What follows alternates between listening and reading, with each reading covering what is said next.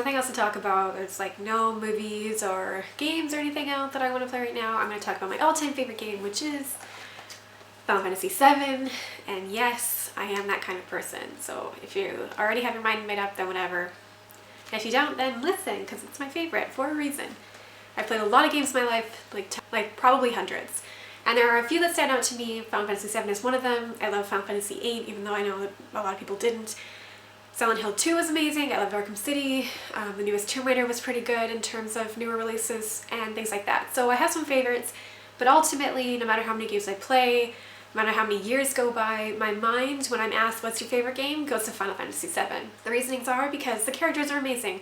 Every single one. They're all well developed. They're all well cared for. They all have personalities, and they serve a purpose, a real purpose.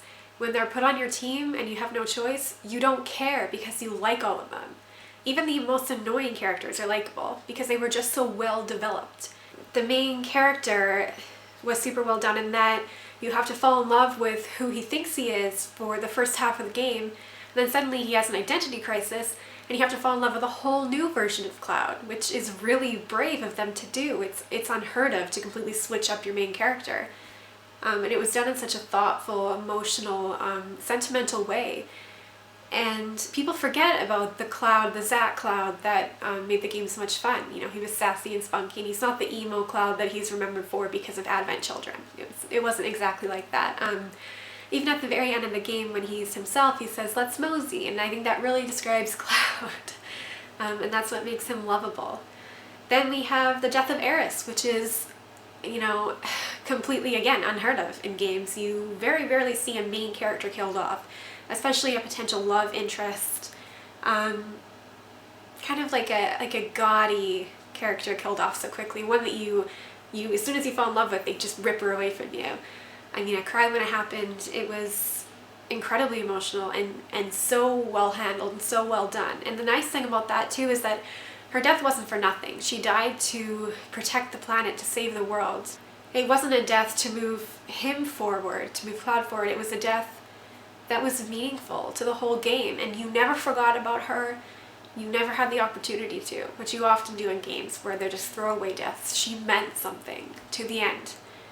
Again, each character was really well developed. They all had their backstories. I loved Red 13's storyline.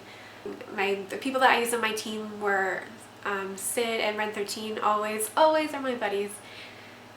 My favorite. The graphics at the time were amazing. They're still awesome. I don't care what anyone says about the block characters. You don't understand clearly how amazing it was at the time. The CGI was incredible.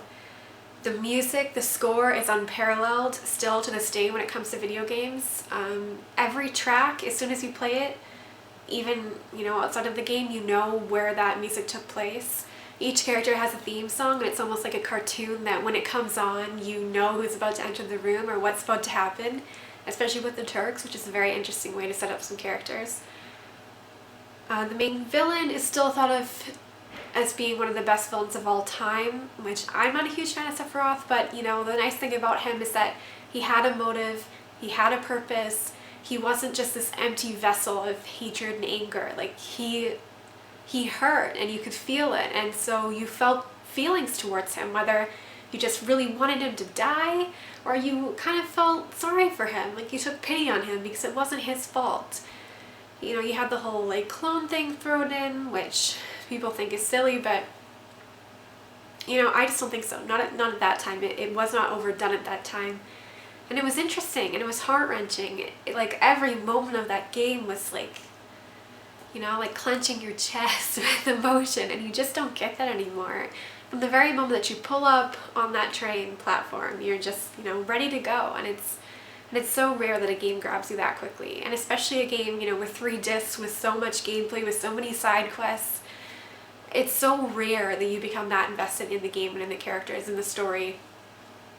Although the story seems like a cliche, it's not. It was just so well handled, and that's the thing. It's not about how much a storyline has been done. It's how like well it's done overall, and you can't top that with Final Fantasy VII. I don't feel. You just can't. You can't top the atmosphere, the emotions, the anything. It was just incredible, everything about it. every single thing. And while there were glitches and some poor translations and things like that, I mean, it really made up for it. And not only were there like the dark parts or the emotional parts, but there was like Don Corneo, is that his name, where you go to his mansion and like crazy shit happens or things like that. And so it wasn't just a boring, sad game. You had moments of like, what the fuckery going on? And it was just amazing. To me, there will never be another Final Fantasy VII. I'd love to see them remake it, especially since Square Enix has gone to hell, and I would love for them to redeem themselves with one of their classic games, and their most celebrated games. So that is my take. That is my favorite game of all time. I've thought about it a lot, and I just wanted to share my feelings on it. Please let me know what you thought about it. If you haven't played it, I really recommend that you do. A little bit pricey these days, but it's completely worth it. I could not recommend a game more. Doesn't matter who you are or what you like. It has everything for everyone in it, and there's no way that you won't enjoy it. It has a bad rep because it is so celebrated, but it's celebrated for a reason, I promise you. So yeah, anyway, thank you for watching. And if you want to hear anything else about my other favorite games, then please let me know and I'll do some more of those.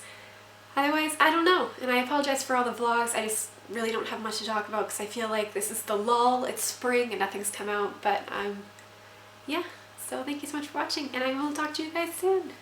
Like, comment, share, subscribe, whatever you want. Thank you so much. Bye.